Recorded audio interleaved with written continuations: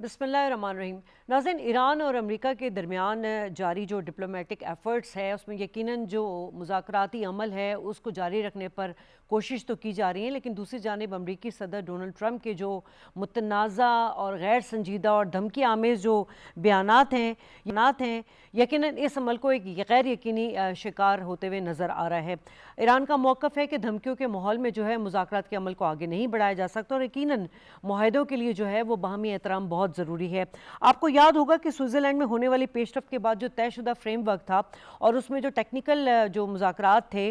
وہ یقیناً وہ مرحلہ جو ہے بڑا اہم سمجھا جا رہا تھا، جہاں پہ ہم دیکھ رہے تھے کہ فریقین کے درمیان جو کانفیڈنس بلڈنگ ہونا تھا، جو مانیٹرنگ میکانزم تھا اور جو ممکنہ ایگریمنٹ کے جو آؤٹ لیٹس تھے ان کا طے ہونا ضروری تھا۔ سو اس حوالے سے اس پر بھی بہت سارے سوالات اٹھ رہے ہیں کہ کیا اس پر کام اس تیزی سے ہو رہا ہے یا نہیں ہو رہا، لیکن دوسری طرف ہم دیکھ رہے ہیں کہ اسٹریٹ آف ہارمز پر جو ہے آئل ٹینکر پر جو حملہ کیا گیا ہے، جس پر بیانات آ رہے ہیں امریکہ کی جانب سے بھی اور ایران کی جانب سے بھی متضاد، لیکن اسرائیل کو اگر دیکھیں تو وہ جنگی جرائم کا ارتکاب ابھی بھی کر رہا ہے۔ جنوبی لیبنان پر جس طرح وہ حملے کر رہا ہے، شہادتیں ہو رہی ہیں۔ ان تمام چیزوں میں غزہ پیس بورڈ کے حوالے سے بھی بات سامنے آئی کہ انہوں نے حماس سے مطالبہ کیا ہے کہ غزہ کے عوام کو فوری اور بنیادی ضروریات پوری ہونی چاہیے۔ آپ کو یاد ہوگا کہ 2026 جنوری میں غالباً یہ جو غزہ پیس بورڈ بیٹھا تھا، جس کا مقصد یہی تھا کہ جنگ کے بعد جو غزہ کی تعمیر نو ہے یا وہاں پہ سیکیورٹی کے معاملات ہیں، یہ گورننس کے معاملات ہیں، اس پر جو ہے پیش رفت ہونی ضروری ہے۔ سو یہ بھی عمل جو نظر آیا کہ حماس کی انتظامی کمیٹی تحلیل ہوئی ہے، جسے اقوام متحدہ نے گڈ جسٹر قرار دیا ہے۔ ان تمام صورتحال میں بہت سارے سوالات اٹھ جائیں گے کہ کیا مقررہ مدت میں کسی نتیجے پر پہنچا جا سکتا ہے، یا پھر یہ کہ ہمیں غیر یقینی یعنی کہ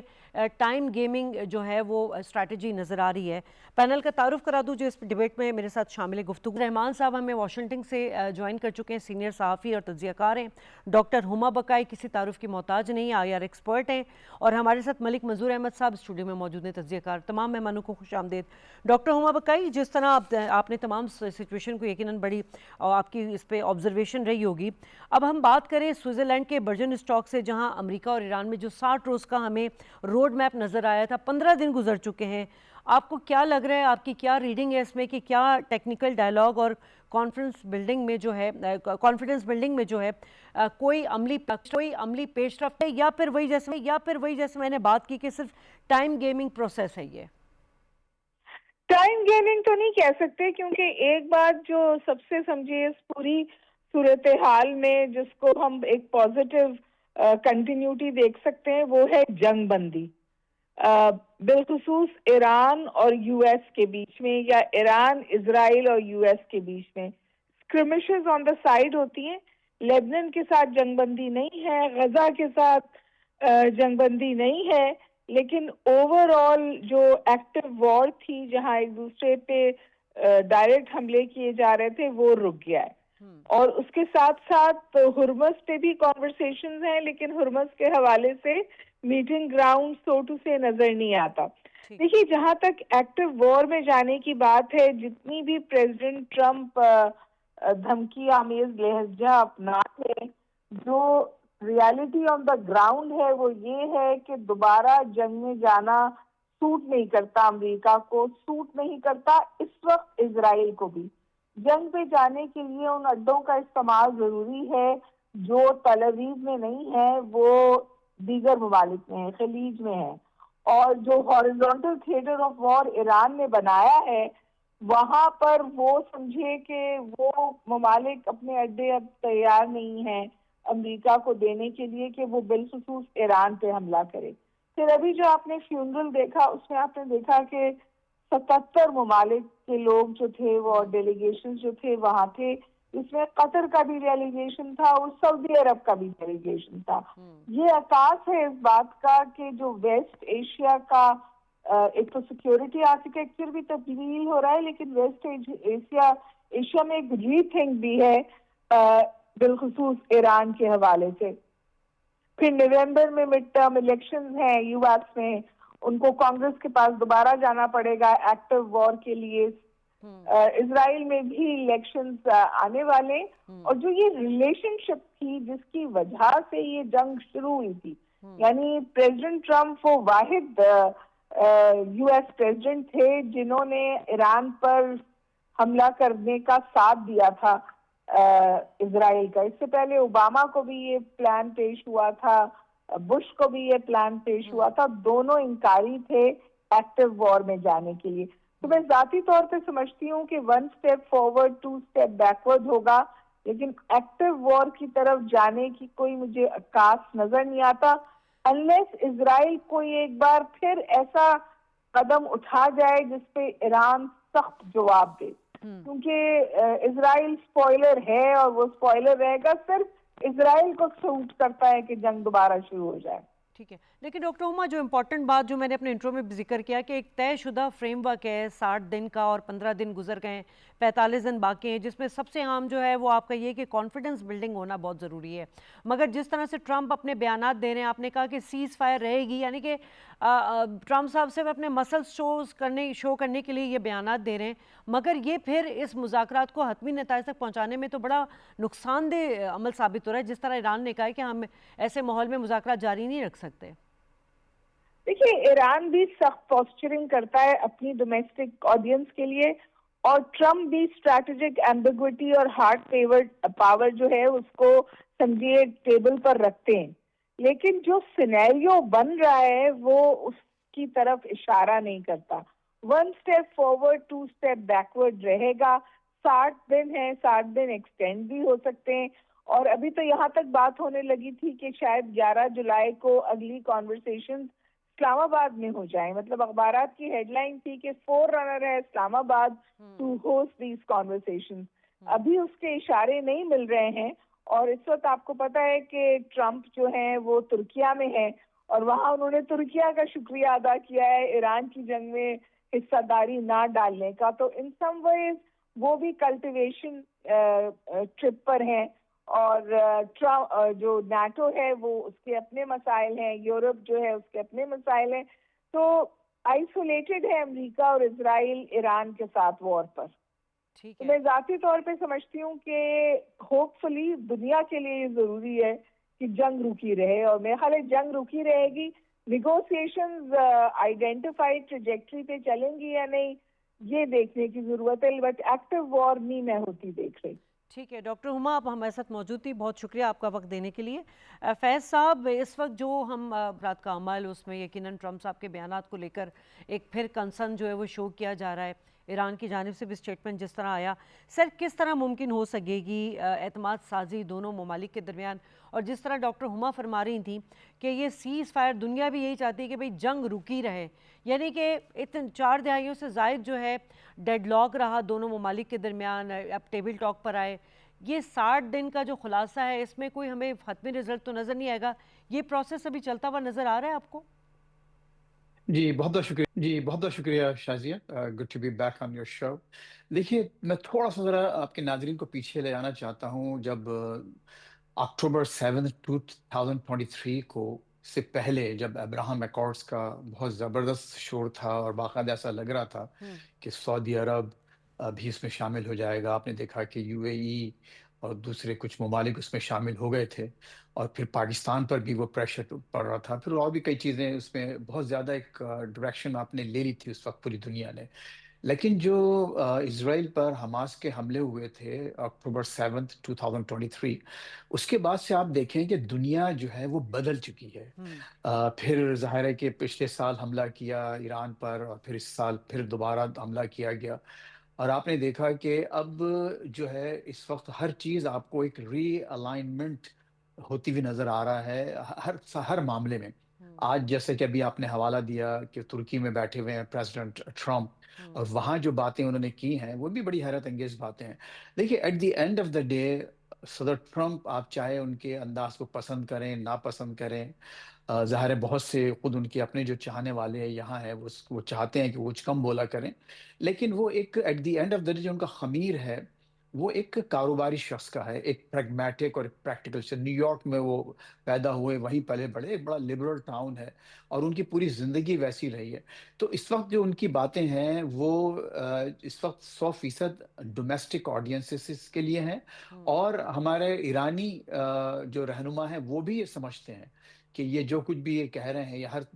ہر تھوڑی دیر بعد ایک اور دھمکی لگا دیتے ہیں، اور جو ترکی میں بیٹھ کے انہوں نے جو بات کی وہ بھی ایک بڑی خطرناک بات تھی، لیکن ظاہر ہے یہ بات کو انہوں نے پہلی دفعہ نہیں کی۔ تو ایک بیڈ نیوز ہے اور ایک گڈ نیوز ہے۔ مطلب بیڈ نیوز یہ ہے کہ ظاہر ہے یہ چھوٹی موٹی چیزیں چل رہی ہیں، آپ نے دیکھا کہ آج 3 ٹینکس پر، آئل ٹینکرز جی پر حملہ حملہ ہوا ہوا۔ ہے ڈرونز کا۔ تو ظاہر ہے کہ ایران کی طرف سے بھی وہ باتیں آ رہی ہیں۔ پھر جو وہاں خامنائی صاحب کا جو ایک جنازہ کہ جو اتنے کروڑوں لوگ وہاں نکلے، اس میں جو نعرے لگائے گئے وہ بھی ظاہر ہے کہ لوگوں کے سامنے ہیں، جو تقریریں کی گئی، اور پھر وہاں سے بھی بہت سی باتیں ایسی آ رہی ہیں جو کہ ایک کچھ لوگوں کو لگتا ہے کہ غیر اطمینان بخش ہیں۔ لیکن گڈ نیوز یہ ہے کہ اس وقت پوری دنیا میں کہیں بھی کوئی اب مزید جنگ کے لیے ایپیٹائٹ نہیں ہے۔ دیکھیے واشنگٹن میں آپ کو حیرت ہوگی کہ جو پینٹاگون کے کچھ لوگ ہیں، کچھ ایکٹیو جو کام کرنے والے اور جو یعنی باقاعدہ اس پوری فوجی پلاننگ میں شامل ہوتے ہیں، آپ یقین کریں جب میری ان سے بات چیت ہوتی ہے تو وہ بھی ایک فٹیگ کا شکار ہیں۔ وہ کہتے ہیں کہ ہم لوگ 16 گھنٹے ہم لوگ کام کرتے تھے، اور ہمیں یہ سوال ہمارے ذہن میں آتا تھا کہ ہم یہ کیوں کر رہے ہیں۔ اگر مجھے یہ معلوم ہے واشنگٹن میں بیٹھ کے، اور میں ان لوگوں سے بات کر کے یہ ایک سینس لے رہا ہوں، تو ظاہر ہے کہ وائٹ ہاؤس اور صدر ٹرمپ پر یہ تمام چیزیں، ان کے اپنے ٹروپس، ان کی اپنی جو پوری مشینری ہے، وار مشینری، اس تک پہنچ رہی ہیں۔ پھر اکانومی کا معاملہ آپ دیکھیے،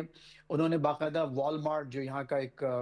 دی لارجسٹ جو ریٹیل اسٹور ہے پوری چین پورے امریکہ میں اور ظاہر دوسرے ممالک میں بھی ہے، تو ان سے انہوں نے استدعا کی کہ آپ اپنے پاس پرائسز کم کر دیں، قیمتیں کم کریں۔ تو انہوں نے صرف صدر ٹرمپ کی درخواست پر کچھ اشیاء کی قیمتیں کم کر دی ہیں۔ ہاں ٹھیک ہے، ہم اپنا اس پہ پروفٹ مارجن کم کر دیتے ہیں۔ تو حالات اس نہج پر پہنچ چکے ہیں کہ ڈائریکٹ صدر ٹرمپ کو مہنگائی کنٹرول کرنے کے لیے خود انٹرفیئر کرنا پڑ رہا ہے۔ تو یہ تمام وہ باتیں ہیں۔ تو پھر آپ دیکھیے خود اب یہ بہت اہم واقعہ ہے اس وقت تاریخ کا کہ صدر ٹرمپ اردوان صاحب کے سامنے بیٹھ کر اس طرح سے باتیں کر رہے ہیں کہ لگتا ہی ہے کہ اس کے علاوہ ان سے اچھا کوئی شخص دنیا میں ہے ہی نہیں، صدر اردوان کے علاوہ۔ اور ترکی کے ساتھ جو ان کے تعلقات ہیں، انہوں نے یورپ کے تمام ممالک کو پیچھے چھوڑ کر ترکی کی تعریف کی، اور انہوں نے کہا کہ جو اس وقت ملٹری پاور ترکی بنی ہے وہ اتنی بڑی پاور بنی ہے کہ لوگوں کو معلوم بھی نہیں ہے، اور F-35 اب پرووائڈ کرنا چاہ رہے ہیں ان کو، سینکشنز ہٹائی جا رہی ہیں۔ اور یہ سب کچھ اس وقت ہو رہا ہے جب اسرائیل کی تمام لیڈرشپ انکلوڈنگ نیتن یاہو، سب نے اس کی مخالفت کی ہے۔ اچھا، پھر پہلی دفعہ تاریخ میں یہ ہوا ہے کہ بڑے نامی گرامی پرو اسرائیل جوش لیڈرز امریکہ کے اس وقت اسرائیل پر بڑی سخت تنقید کر رہے ہیں، اور انہوں نے یہ تک کہہ دیا ہے کہ ہم اب سے پہلے، آج سے سال 2 سال پہلے جو ریلیشن شپ تھی اسرائیل کے ساتھ، اب وہ نہیں رہے گی موونگ فارورڈ۔ تو یہ وہ تمام باتیں ہیں جس کی وجہ سے اب میں سمجھتا ہوں کہ ہم ایک مزید فل فلیجڈ وار میں جانے کے پوزیشن میں نہیں ہیں، کوئی پوری دنیا میں کوئی نہیں چاہتا۔ لیکن یہ ضرور ہے کہ جو کہ رویے بہرحال تبدیل ہوں گے، اس میں خود ایران پر بھی بہت، اور ایران کی لیڈرشپ پر ایک بہت بڑی ذمہ داری ہے کہ وہ اس وقت پوری ٹھیک ہے۔ اپنی جو ورلڈ آڈینس ہے اس کو کیسے ریڈ کرتے ہیں۔ مجھے محاورتاً جسے کہا جاتا ہے کہ they know how to read the room, وہ کس موقع پر کیا اس وقت فیصلہ کرتے ہیں۔ ان کو سب سے بڑا جو اس وقت کنسرن ہے اس وقت ایران کا، وہ یہ ہے کہ جو لیوریج اس وار کے نتیجے میں ان کو اسٹریٹ آف ہارمز پہ حاصل ہوا ہے، وہ شاید ٹائم بائی کر کے امریکہ وہ چھیننا چاہتا ہے۔ اس لیے آپ یہ چھوٹے موٹے جو اٹیکس ٹھیک دیکھ ہے۔ رہے ہیں، وہ یہی چاہتے ہیں کہ اپنی ساورنٹی کس طرح سے اس پہ اسٹیبلش کیا جائے۔ ٹھیک ہے ملک منظور صاحب، ٹرمپ صاحب کے انپریڈکٹیبل جو، اس پہ تو ہم بارہا بات کر چکے ہیں، اور بہت سارے تو مبصرین یہ کہتے ہیں کہ اس کو زیادہ سنجیدہ لینے کی ضرورت نہیں ہے، لیکن اس وقت دورہ ترکیہ چونکہ امپورٹنٹ بنا ہوا ہے، اور جس طرح انہوں نے اردوان صاحب سے بات کی ہے، اس گفتگو میں انہوں نے نیٹو کی جو بات کی تو اس میں انہوں نے بڑے گلے شکوے بھی کیے۔ آپ کیا سمجھ رہے ہیں اس وقت مغرب کے ساتھ جو تعلقات ہیں، کیونکہ اتحادی رائے، تو وہ آپ کس نہج پہ پہنچتا ہوا دیکھ رہے ہیں اس وقت؟ بہت شکریہ شاہد صاحب۔ دیکھیں بالکل آپ نے درست کہا کہ جو صدر ٹرمپ ہے انپریڈکٹیبل وہ شخصیت کے مالک ہے، اور ان کا جو سخت لب و لہجہ ہے، میں سمجھتا ہوں زیادہ سے زیادہ ایک دباؤ کا، ایک پالیسی کا تسلسل بھی نظر آتا ہے۔ دیکھیں ایک طرف اگر دھمکے میز بیانات ہوں، دوسری طرف مذاکرات ہوں، دونوں چیزیں ساتھ چل نہیں سکتی ہیں، اور انہی بیانات کی وجہ سے، متنازع بیان بازی کی وجہ سے، جس طرح آپ نے انیشل اپنے ریمارک میں کہا، جو اعتماد سازی کا مرحلہ یا جو اقدامات ہیں وہ بھی مشکل تر ہو رہے ہیں، اور جس کی وجہ سے غیر یقینی کی جو صورتحال ہے وہ پیدا ہوتی ہے۔ تو جو ترکی کا دورہ ہے ظاہر ہے ایک اہمیت کا حامل دورہ ہے، اور ترکی ایک بڑا اہم ملک ہے، اور ملیٹریلی اکانومیکلی جس طرح انہوں نے ترقی کی ہے، چند روز قبل ہمارے پرائم منسٹر شہباز شریف صاحب بھی ترکی میں تھے، اور انہوں نے بھی ان کی جو معیشت ہے اور ان کی جو اقتصادی جو ان کی اچیومنٹ ہے اس کی تعریف کی پرائم منسٹر پاکستان نے، اور ترکی سے ظاہر پاکستان کے بڑے درینہ دوستانہ تعلقات ہیں۔ تو ترکی کا ایک رول تو ہے پورے اس خطے میں، اور انہوں نے اس جنگ کا بالکل وہ حصہ نہیں بنے، ایک بڑا دانشمندانہ ایک رجب طیب اردگان جو ان کے پریزیڈنٹ، ان کی جو پالیسیز ہیں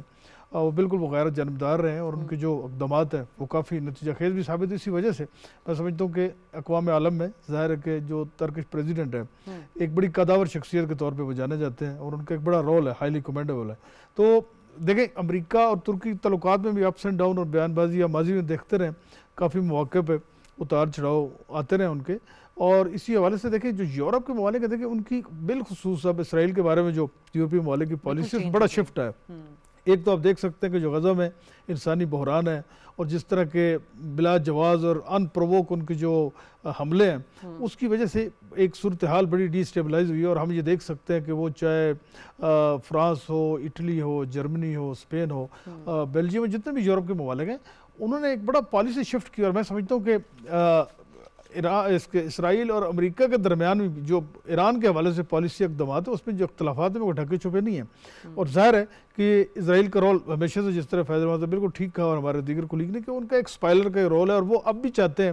کہ جو ایران کے ساتھ معاملات ہیں یہ پیچیدہ رہیں اور کسی حتمی نتیجے تک نہ جائیں، اور اس مذاکراتی عمل کو بھی اور اعتماد سازی کے جو مختلف مراحل ہیں اس کو بھی سبوتاژ کرنے کے حوالے سے کوئی موقع انہوں نے ہاتھ سے نہیں دینے دیا، جس میں متعدد بار ٹیلی فونک گفتگو میں بڑی سخت لب و لہجے میں گفتگو کی امریکی صدر نے کہ آپ اس کو کیوں جو سپائل کرنا چاہتے ہیں، کیوں معاملات کو پیچیدہ بنا رہے ہیں۔ تو اسرائیل کے تو ظاہر اس فیور میں ہے کہ وہاں صورتحال ایسی پیچیدہ رہے، لیکن جو دونوں اطراف سے بیان بازی ہے ادھر آپ دیکھ سکتے ہیں ان کے جو ڈومیسٹک آئیڈیا نے ظاہر ہے اس کو ایران کی قیادت نے بھی ایڈریس کرنا ہے، امریکہ نے بھی کرنا ہے، لیکن اس ساری صورتحال میں سمجھتا ہوں کہ جو اعتماد سازی کا مرحلہ ہے جس میں پاکستان نے ایز اے سفارتی ایک برج کا کردار ادا کیا ہے، اور 47 سال سے اتنا متنازع جو ایشوز ہیں اور جو ان کے اختلافات اتنے سنگین اور پیچیدہ ہونے کے باوجود ایک مذاکراتی میز پہ دونوں ممالک کی قیادت کو بٹھانا اور اس معاہدے پر حتمی پہنچنا، اور جو جنگ بندی ہے اس کو ڈیوریبل بنانے کے حوالے سے جو اقدامات ہیں پاکستان کی قیادت کے، عمان کے، قطر کے اور دیگر سعودی عرب اور دیگر ممالک ہیں، ان کا ایک بہت زبردست رول ہے۔ اور اب بھی ظاہر پاکستان کی کوشش ہے کہ جو جنگ ہے وہ تو کسی مسئلے کا حل نہیں ہے، اور اگر جنگ دوبارہ شروع ہوتی ہے تو ظاہر ہے اس سے جو عالمی معیشت ہے، جس طرح اسٹیٹ آف ہرمز سے دیکھیں دنیا کے 1/3 جو سمندری راستے جو تیل کی فراہمی ہے وہ اسٹیٹ آف ہرمز سے ہوتی ہے، اور جب بھی کوئی کشیدگی بڑھتی ہے تو انٹرنیشنل جو آئل پرائسز ہیں ان میں بہت زیادہ اضافہ ہو جاتا ہے۔ جس طرح فیض صاحب نے ٹھیک کہا کہ امریکہ میں آپ دیکھیں انفلیشن تو پورے یورپ میں اور پوری دنیا اس کے لیے پیٹ میں آ گئی، تو اس کے جو اقتصادی اور معاشی نقصانات ہیں بہت زیادہ ہیں۔ اس لیے دنیا کا کوئی ملک یہ نہیں چاہتا ہے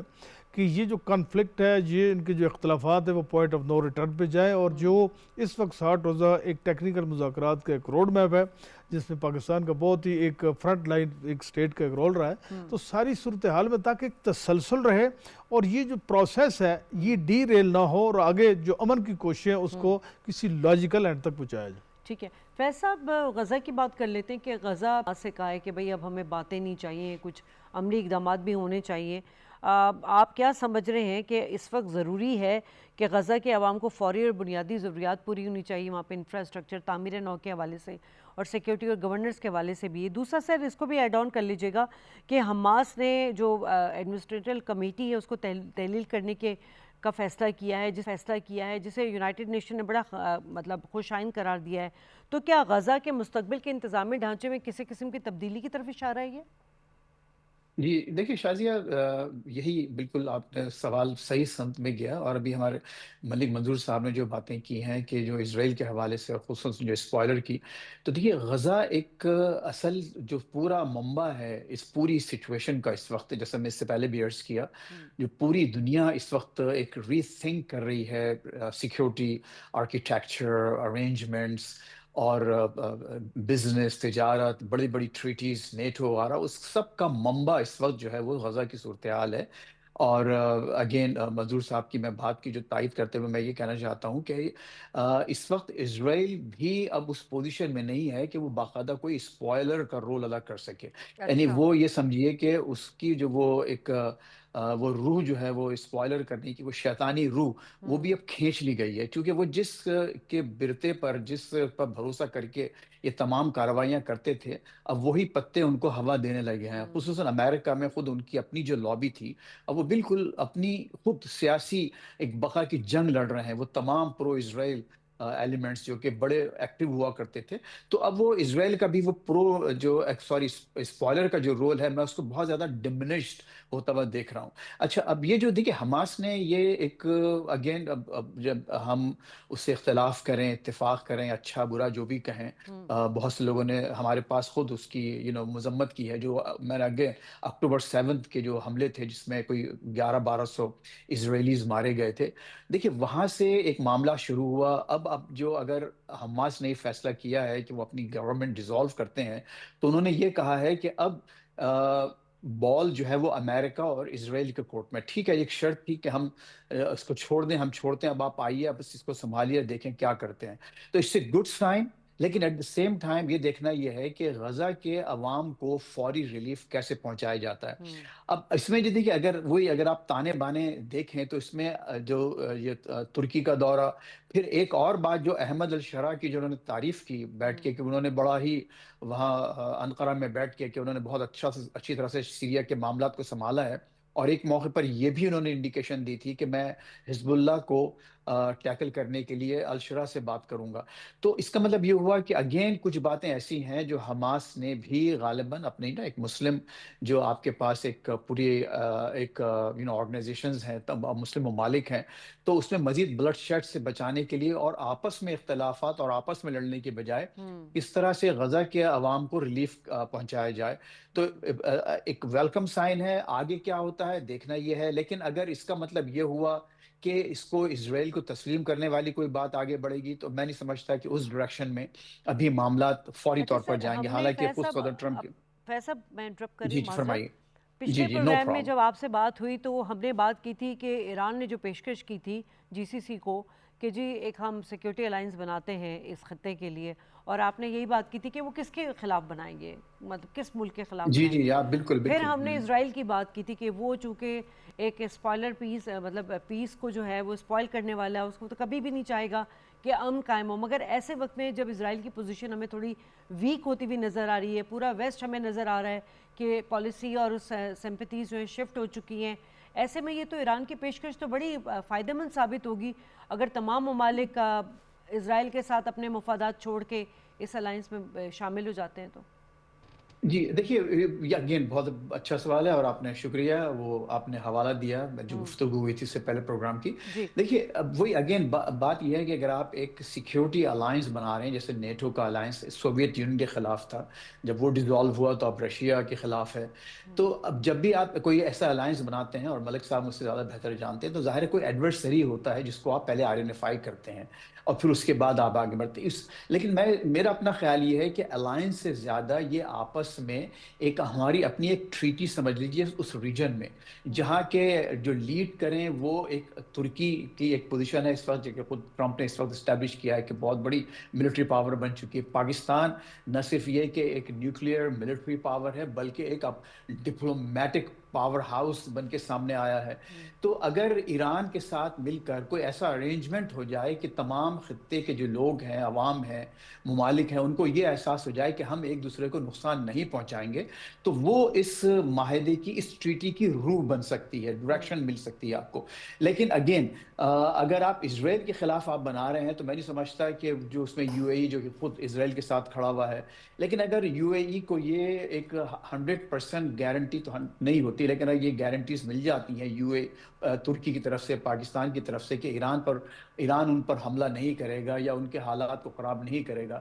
اس طرح سے قطر کا معاملہ ہے، بحرین کا معاملہ ہے. اگر ایران کی پوسچرنگ چینج ہوتی ہے ان ممالک کے حوالے سے اور ایسی کوئی ٹریٹی بنتی ہے، not an alliance against any body, تو وہ ایک پورے خطے کے لیے بہت بینیفیشل ہو سکتا ہے. اور دیکھیے یہ میرا خیال ہے کہ معاملات اس طرف جا رہے ہیں. جو اس خصوصاً جو پریس کانفرنس ہوئی ہے ٹرمپ کی اور اردوان کی، تو اس میں ایک ٹرمپ کا ایک as a military power in the region, not just in the Middle East but also in Europe, اور پاکستان کی ایک نیوکلیئر امبریلا، اگین ایک diplomatic powerhouse, military powerhouse. تو یہ تمام ایلیمنٹس مل کر ایک ایسا نیا سیکیورٹی آرکیٹیکچر اینڈ ارینجمنٹ بنا سکتے ہیں کہ جہاں پر خطے کے ممالک ایک دوسرے کے ساتھ یہ کہیں گے ٹھیک ہے اب ہم ایک امن کی طور پر رہیں گے، ہمیں ایک دوسرے سے خطرہ نہیں ہے. اسرائیل کو آپ ایک ریڈنڈنٹ ارریلیونٹ ریاست بنا سکتے ہیں اس ٹریٹی کے ذریعے، not an alliance, a treaty among each other. تو وہ ایک again this is my thinking, اور میرا اپنا خیال یہ ہے کہ اگر معاملات اس طرف جائیں تو خطے کے لیے وہ زیادہ بہتر ہوگا. اور اسرائیل دیکھیے، اگین میں آپ کو آج کی گفتگو کے بعد تو یہ بہت ایک بہت اہم یہاں پر پرو اسرائیل پولیٹیشین ہے، شکاگو کے میئر رہے، اوباما کے چیف آف اسٹاف رہے ہیں، رام ایمانوئل، بہت ہی پرو جووش اور پرو اسرائیلی پولیٹیشین. تو آج انہوں نے جا کے تقریر کرنی ہے ٹیل اویو میں، اور انہوں نے انتہائی سخت تقریر ان کی ریلیز،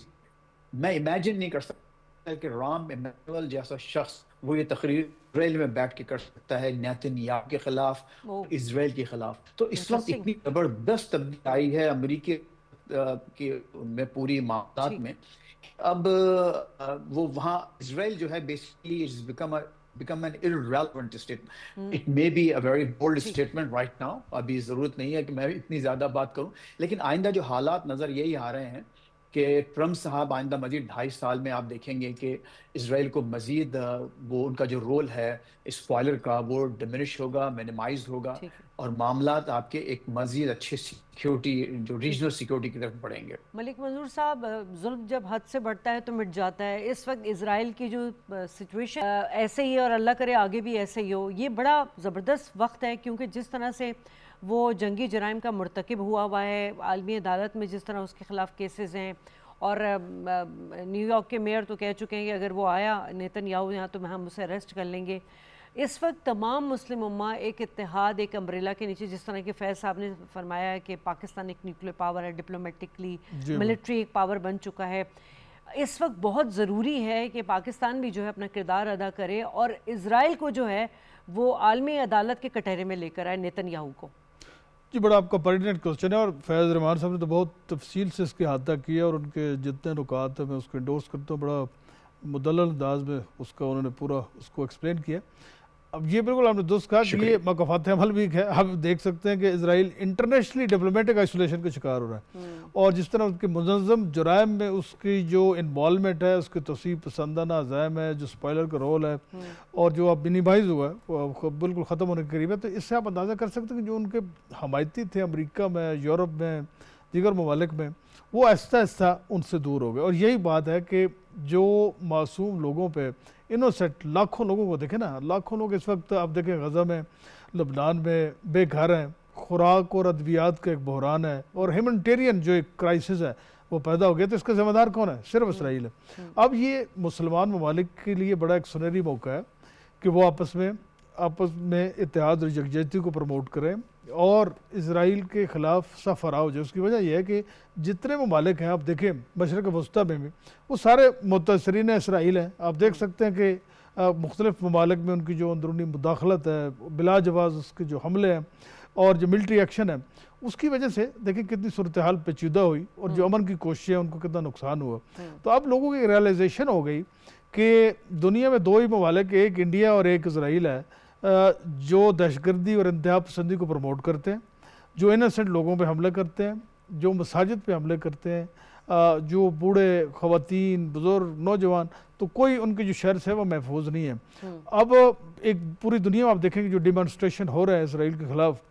اور اس میں بڑی شدت آ رہی ہے کہ لوگوں کی جو سالیڈیرٹیز ہیں وہ فلسطینی لوگوں کے ساتھ ہے، لبنان کے ساتھ ہے. اور ایران نے بھی بڑا ایک اصولی موقف لبنان کے حوالے سے اٹھایا کہ وہاں جو جنگ بندی ہے وہ مستقل ہونی چاہیے. اور یہ جو ان پرووک ان کے جو حملے ہیں اس کی وجہ سے جو جنوبی پنجاب میں صورتحال خراب ہے، تو اس پہ ایرانی قیادت نے بارہا امریکہ کو بھی باور کرایا کہ وہ جو ان کے معاہدے ہیں، جو ان کے کمٹمنٹ ہے، اس کی وہ پاسداری کریں اور اسرائیل کو روکیں تاکہ وہاں پر مزید وہ حملے نہ کریں. لیکن اس کے باوجود آپ دیکھ سکتے ہیں کہ جو سویلین ان کو وہ ٹارگٹ کر رہے ہیں. تو اس ساری صورتحال میں سمجھتا ہوں کہ اب جو مسلمان ممالک کی لیڈرشپ ہے اور ان کی جو سینٹیمنٹس ہیں اس میں بہت زیادہ ہم یکسوئی دیکھ رہے ہیں اور اس میں بڑا ایک کنسنسس بھی ہم دیکھ رہے ہیں. ٹھیک ہے. یقیناً جو مڈل ایسٹ میں امن ہے وہ صرف مذاکرات سے نہیں آئے گا بلکہ اعتماد، باہمی احترام اور جو ریجنل پاور ہے ان کے ذمہ دارانہ کردار سے آئے گا. میں فیض صاحب کا بہت شکریہ ادا کرنا چاہوں گی. بریک لوں گی، بریک کے بعد واپس آئیں گے تو دوسرے سیگمنٹ پر بات ہوگی.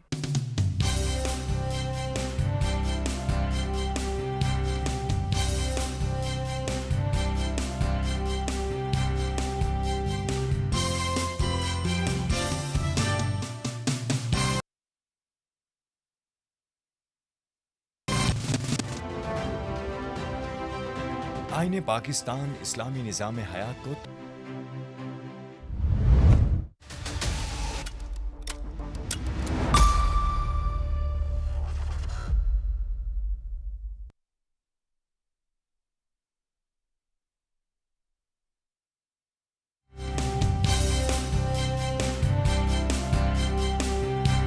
یہاں پہ افغان طالبان کے زیر قبضہ افغانستان جو کہ عالمی دہشت گردی کا ایک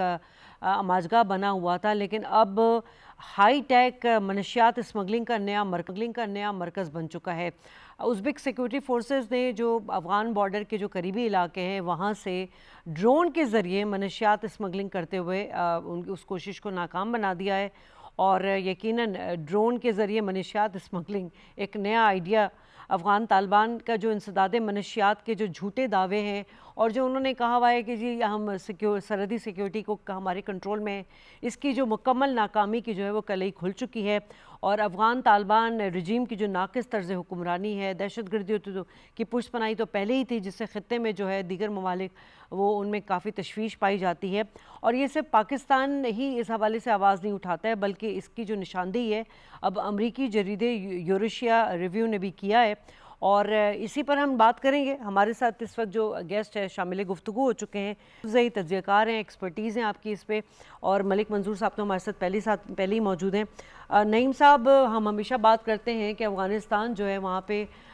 جو دہشت گرد ہیں ان کی آماجگاہ، بلکہ یونائٹڈ نیشن کی اور کئی متعدد رپورٹس بھی اس منظر عام پر آ چکی ہیں. مگر اب یہ جو ہائی ٹیک منشیات اسمگلنگ ہے اس میں بھی ہمیں نظر آ رہا ہے بڑے آئیڈیاز آ جاتے ہیں ان کے پاس. افغان طالبان یہ جو رجیم ہے ان کے زیر سرپرست مطلب پشت پناہی جو کر رہے ہیں دہشت گردوں کی. اور یہ بھی بتائیے گا کہ دہشت گردی میں بھی استعمال ہوتے ہیں یہ ان کی جو فائنینس آتی ہے. بہت شکریہ. آپ نے بجا فرمایا کہ تخریب کاری کی آماجگاہ بن چکی ہے، دہشت گردی کی آماجگاہ بن چکی ہے. تو اب یہ ہے کہ 40-45 سال جو کچھ وہ کرتے رہے ہیں، اگر یہ پازیٹیو کرتے، مثبت کرتے کچھ، تو اب تک افغانستان اس خطے کا ایک ترقی پذیر اور ایک بہت ہی خوشحال ملک بن چکا ہوتا تھا. ان کو جو کچھ آ رہا ہے وہ وہی کر رہے ہیں. ان کو تخریب کاری آتی ہے، ان کو دہشت گردی کرنا آتی ہے، ان کی ہمسائے ممالک میں کسی کی نہ کسی طریقے سے کسی کو سپورٹ کرنا یا کسی اور کے ہاتھوں میں کھیل کر وہاں پہ دہشت گردی کرنا، یہ ان کا ایک وتیرہ بن چکا ہے. اب جو آپ نے ڈرون کے ذریعے اگر آپ کچھ اچھا کرتے، آپ کی جو نئی نسل ہے ان کو نئی ٹیکنالوجی سے آراستہ کرتے، ان کو ان کے ساتھ انٹروڈیوس کروا کے کچھ نیا کرتے، کچھ اچھا کرتے، تو وہ زیادہ بہتر تھا. لیکن چونکہ آپ کی ذہن میں جب ایک چیز ایسی بیٹھی ہوئی ہو کہ جس سے صرف اور صرف انسانیت کا، آس پاس کے ممالک کا اور اپنے ملک کا خود نقصان کرنا ہو، تو وہ پھر اس طرح کی ٹیکنالوجی کی اسی طرح استعمال کرتے ہیں. اب مسئلہ یہ ہے کہ عموماً افغانستان کے حوالے سے پاکستان کا ایک مثبت اپروچ رہا ہے، دیگر ممالک کا بھی مثبت اپروچ رہا ہے. اگرچہ کچھ لوگ اس کو اپولوجیٹک اپروچ کہتے ہیں کیونکہ وہاں سے بار بار دہشت گردی ہوتی ہے، وہاں پہ بار بار باقاعدہ نیٹ ورکس بنے ہوئے ہیں اور وہ وہاں پہ حکمتی عملی بنا کے پاکستان میں اور کئی اور جگہوں پہ وہ دہشت گردی کے واقعات کرتے ہیں. لیکن ایک مثبت اپروچ کے تحت ان چیزوں کو دیکھا گیا کہ کبھی نہ کبھی تو یہ لوگ اس چیز کو سمجھیں گے کہ ہم اپنی آنے والی نئی نسلوں کو کچھ امن پسند کوئی سرزمین دے، ان کو کوئی ایسا نظام دے جہاں پہ وہ تعلیم حاصل کرے، جہاں پہ وہ امن سے رہیں، جہاں پہ خواتین جا کے تعلیم حاصل کرے اور اپنی پرامن زندگی گزارے. لیکن یہ رجیم اگر اس سے کوئی ایکسپیکٹیشن رکھتا ہے کہ یہ جو 40-45 سال صرف اور صرف لڑتے رہے ہیں، ان سے کوئی یہ ایکسپیکٹیشن کسی کو ہو کہ یہ امن سے رہیں گے یا یہ طریقے سے رہ کر اس ملک کو ترقی دیں گے یا دیگر ممالک کو امن سے رہنے دیں گے، تو یہ میرے خیال میں اب خام خیالی ہے. اور یہی وجہ ہے کہ پاکستان نے اس حوالے سے ایک سخت سٹانس جو ہے وہ اپنایا ہے. بلکہ یہ 10 جولائی آخری تاریخ بھی ہے، باقاعدہ نوٹیفیکیشن ہوا ہے کہ اس کے بعد جتنے افغانی پاکستان میں ہوں گے تو ان کو گرفتار کیا جائے گا. تو میں سمجھتا ہوں کہ یہ جو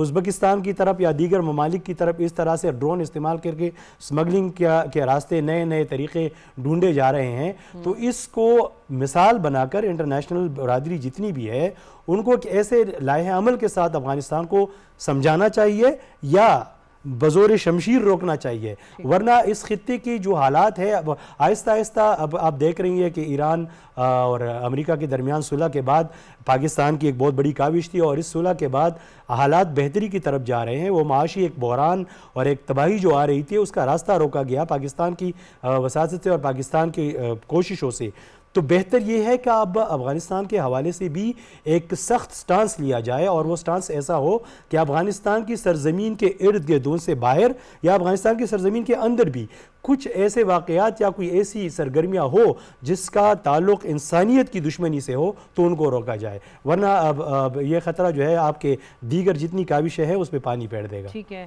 ملک صاحب، اگر اتنا ہی دماغ یہ افغان حکومت جو ہے اپنی عوام کی فلاح و بہبود پر لگا دیتے تو کچھ بہتری آ جاتی، کچھ تعلیم پر، کچھ روزگار پر، کچھ امن کے اوپر لگا دیتے. لیکن یہ جو اسمگلنگ ہو رہی ہے منشیات کی، یہ یقیناً جیسے ہم نے بات کی نعیم صاحب نے بھی کہ آج سے نہیں ہے، 40-45 سال سے چکے وہاں پہ منشیات کا آپ کو پتہ ہے گڑھ. بلکہ ہم تو پاکستان کے جو ناردرن جو علاقے ہیں ادھر بھی ہم بات کرتے ہیں کہ وہاں بھی اسمگلنگ ہوتی ہے. لیکن یہ ٹیرر فائننسنگ آپ سمجھتے ہیں کہ منشیات کے جو پیسے ہیں وہ جو وہاں پہ 22 سے زیادہ دہشت گرد کی تنظیمیں ان کی فائننسنگ کے لیے بھی استعمال ہوتی ہوں گی؟ بجا ترویج جی دیکھیں، جو منشیات کا پیسہ ہے وہ دہشت گرد تنظیموں کے لیے مالی وسائل کا ایک سبب بن رہا ہے، اور جو دہشت گردی اور اسمگلنگ گٹھ چھوڑے وہ تو بالکل ایکسپوز ہو چکا ہے، سامنے آ چکا ہے. لیکن ان کی جو تقریبی ذہنیت ہے کہ وہ اس طرح کے جرائم کمٹ کر رہے ہیں. آپ دیکھیں کہ منشیات کی اسمگلنگ میں ڈرون ٹیکنالوجی کا استعمال کتنا باعث تشویش ہے، اور آپ یہ سمجھ سکتے ہیں کہ وہ شروع دن سے دیکھیں جو افغان ساحل ہے وہ پاکستان کے خلاف استعمال ہوئی ہے. پاکستان نے اقوام متحدہ میں تمام عالمی فورم پہ بارہا یہ معاملہ اٹھایا ہے کہ جو افغان سرزمین ہے وہ پاکستان کے خلاف استعمال ہو رہی ہے، اور جو دہشت گرد تنظیمیں ہیں ان کو ایک سیف ہیونز وہاں پر پرووائڈ کی گئی ہیں. تو جس کی وجہ سے ہم دیکھ سکتے ہیں کہ وہاں جو پاورٹی ہے، ان امپلائمنٹ ہے، جو اقتصادی اور معاشی بحران ہے، آپ دیکھ سکتے ہیں کہ وہ شدید سے شدید تر ہو گیا ہے. اور جس کی وجہ سے آپ دیکھ سکتے ہیں کہ وہاں لوگوں کی جو روزمرہ کی جو زندگی اور ان کی جو مسائل ہیں اس سے آپ اندازہ کر سکتے ہیں کہ وہاں جو لوگ بھی اقتدار پہ قابض ہیں انلیگل طریقے سے، کوئی لیجٹمیٹ تو حکومت ہے نہیں وہاں پر، تو اس کی وجہ سے آپ دیکھ سکتے ہیں کہ جو سیکیورٹی چیلنجز ہیں اس میں اضافہ ہو رہا ہے. دیکھیں پاکستان نے ہمیشہ ایک پیسفل ایک اسٹیبل افغانستان کی بات کی ہے، ہمیشہ افغانستان کی ریکنسٹرکشن میں پاکستان پیش رہا ہے، اور پاکستان کی جو سفارتی اور سیاسی کاوشیں ہیں ماضی میں بھی وہ ہائیلی کمینڈیبل رہی ہیں کہ پاکستان ہمیشہ چاہتا ہے کہ افغانستان میں پائیدار امن ہو، استحکام ہو، اور لا اینڈ آرڈر کی صورتحال بہتر ہو، دہشت گردی انتہا پسندی کا خاتمہ ہو. اور جو ہماری کاؤنٹر ٹیررزم اسٹریٹجی آپ دیکھ سکتے ہیں کہ جو انٹیلیجنس بیسڈ آپریشن ہے، اور جس کی وجہ سے دیکھیں پاکستان کا جو امن امان ہے ہمیشہ خراب کیا. اور جس بھی دہشت گردی کے بڑے واقعے میں جو ہمارے انٹیلیجنس اداروں نے جتنی انویسٹیگیشن کی ہے اس کے جو تانے بانے ہیں وہ افغانستان سے ملتے ہیں، اور افغانی اس میں ملوث پائے جاتے ہیں. میں نے بالکل کلین درست کہا کہ اب جو افغانی ہیں پاکستان میں قیام پذیر ہیں. دیکھیں کئی سالوں سے، کئی دہائیوں سے پاکستان لاکھوں افغان مہاجرین کی جو کفالت کر رہا ہے، مہمان نوازی کر رہا ہے، لیکن اس کے بدلے میں افغانستان نے پاکستان کو دیا کیا ہے؟ دیکھیں نا، جو اسپانسرڈ ٹیررزم ہے، دہشت گردی ہے، اس کو وہ پروان چڑھا ہے، اور جس کی وجہ سے دیکھیں پورے خطے میں غیر یقینی کی صورتحال ہے. یعنی کہ ان کو اپنے جو سماج ہے جو وہاں دیکھیں، ایک تو دیکھیں خواتین کی تعلیم پہ انہوں نے پابندی لگائی ہوئی ہے. اب دیکھیں جو خواتین جرنلسٹ ہے، دیگر جرنلسٹ ہیں، ان پہ جو قدغن اور اس طرح کی جو ان کی پالیسیز ہے، ہیومن رائٹس کی جو وائلیشن ہے وہ سر عام ہو رہی ہیں. تو یہ وہ تمام ان کے اقدامات ہیں جس کی وجہ سے بین الاقوامی سطح پر افغانستان جو ڈپلومیٹک فرنٹ پہ جو ہے آئسولیٹ ہو رہا ہے. نعیم صاحب، یہ تو بڑی اب مطلب سنجیدگی والی بات ہے کہ دنیا کو بھی، اقوام عالم کو بھی اس پہ غور کرنا چاہیے کہ افغان طالبان رجیم نے جو ہے یہ افغانستان کو نارکو اکانومی یعنی کہ منشیات پر مبنی معیشت بنا دیا ہے. دوسرا جو بڑی کنسرن والی بات ہے کہ امریکی تحقیقاتی ادارے مڈل ایسٹ انسٹیٹیوٹ کی رپورٹ ہے کہ तालिबान रिजीम के तकरीबन 55 अरकान और अहदेदारों के अलकायदा के साथ बराह रास्त और बिलवास्ता ताल्लुकात भी हैं, और मज़ीद इंकशाफात भी इस रिपोर्ट में सामने आए हैं कि अफ़गान तालिबान के 20% से ज़ायद रहनुमा बम धमाकों और ख़ुदकुश हमलों के मास्टर माइंड बन चुके हैं। मतलब ये तमाम रिपोर्ट्स को सामने रखते हुए उस तरह से अफ़गानिस्तान तालिबान रिजीम पर जो है वो इक़दामात नहीं उठाए जा रहे हैं, उसकी क्या वजह नज़र आ रही है? अगर आप देखें तो इंटरनेशनल, अगर हम आलमी बरादरी की बात करें तो किसी हद तक उन लोगों ने तो एक काम किया था, लेकिन अब मसला ये है कि अफ़गानिस्तान का जो मसला है वो अफ़गानी खुद नहीं चाहते कि वो ठीक हो, और उसकी वजह वहाँ पे वो वारलॉर्ड्स है जिनका मतलब ये कि बदअमनी में उनके लिए खैरियत होती है, उनकी कमाई होती है, उनकी बदमाशी जो है वो बरकरार रहती है, और वो यही ग्रुप है जो अफ़गान तालिबान की शक्ल में है। और इसमें मुतअद्दिद ऐसे ग्रुप बने हुए हैं जो आपने जिक्र किया, बहुत सारे ग्रुप ऐसे हैं जो अभी ये एक तरफ से नज़र तो आ रहा होता है कि वो सारे तालिबान जो है वो हुकूमत में है, लेकिन आपस में इनकी चपकलिश, आपको याद होगा पिछले दिनों जो मुख्तलिफ वो थे मादिनियात थी, उस पर जो लड़ाइयाँ तालिबान के कमांडर्स की आपस में हुई है, और आपस में उन लोगों ने एक दूसरे को, कई लोगों को उन्होंने कत्ल किया इस हवाले से। तो ये इनके अपने ग्रुप्स थे जो आपस में लड़ रहे थे। इसी तरह आप काबुल में भी अगर देखें तो काबुल में भी जो बरसर इख्तिदार तबका है, या मतलब मैं ये कहूँगा कि जो काबिज तबका है, तो उन तबके में आपस में भी इख्तिलाफात है और बहुत सारी चीज़ों पे है। कुछ सोच ऐसी है, ये मतलब अब जो आपके सोर्सेज हैं वो आपको बताती होती है, कुछ सोर्सेज ऐसे, कुछ लोग ऐसे हैं, कुछ अनासर ऐसे हैं कि जिनको पता है कि ये मुल्क आलमी बरादरी की सपोर्ट और जो हमसाए ममालिक है उनकी साथ बेहतरीन सफारती ताल्लुकात के बग़ैर नहीं रह सकता। लेकिन वो चंद लोग हैं, और वो चंद लोग डर के हमारे इसलिए कुछ नहीं कहते कि आपको पता है कि वहाँ पे अगर एक फेसबुक पोस्ट कोई करता है तो उनको मारा जाता है। हमारे एक साफ़ी दोस्त है अफ़गानिस्तान के जो अभी गए हुए बाहर दूसरे मुल्क में, वहाँ पे उन्होंने पनाह ली थी, उनसे मैंने एक छोटा सा सवाल किया था, मुझे ये बताओ कि हालात कैसे हैं। उसने कहा नहीं भाई, अगर पाकिस्तान और ईरान ने बॉर्डर खोल दिया तो अफ़गानिस्तान में सिर्फ और सिर्फ हार्ड कोर तालिबान ही बाकी रहेंगे, वो अपने लोग भी वहाँ से निकल आएंगे। ये हालात हैं वहाँ पे। सही बात है। तो इस बुनियाद पर आलमी बरादरी ने तो दोहा एग्रीमेंट के जरिए इनको एक साथ बिठा दिया, एक एग्रीमेंट हुआ और उस पर सब चीज़ों पे राजी हुए। जब इनको मौका दिया गया कि इंट्रा अफगान डायलॉग्स के जरिए आप अपने मामला ठीक कर दो, तो वो आपस में ही उस चीज़ों पे बाकायदा तौर पर जो है वो इस्लाह नहीं कर पा रहे थे चीज़ों की, वो मुत्तफिक नहीं हो रहे थे, तो वो खुद नहीं चाहते कि अफगानिस्तान की सरजमीन पे अमन हो। बार बार ये मौक़िफ़ दोहराता है कि अफगान तालिबान रजीम के अंदर जो है अदम इस्तेहकाम और सिक्योरिटी ख़तरात बढ़े हैं, बल्कि अब तो दुनिया कह रही है कि दहशतगर्दी और मनशियात का गढ़ भी बनता जा रहा है। मैं दोनों मेहमानों का शुक्रिया अदा करना चाहूँगी और प्रोग्राम से इजाज़त लूँगी। अल्लाह निगहबान।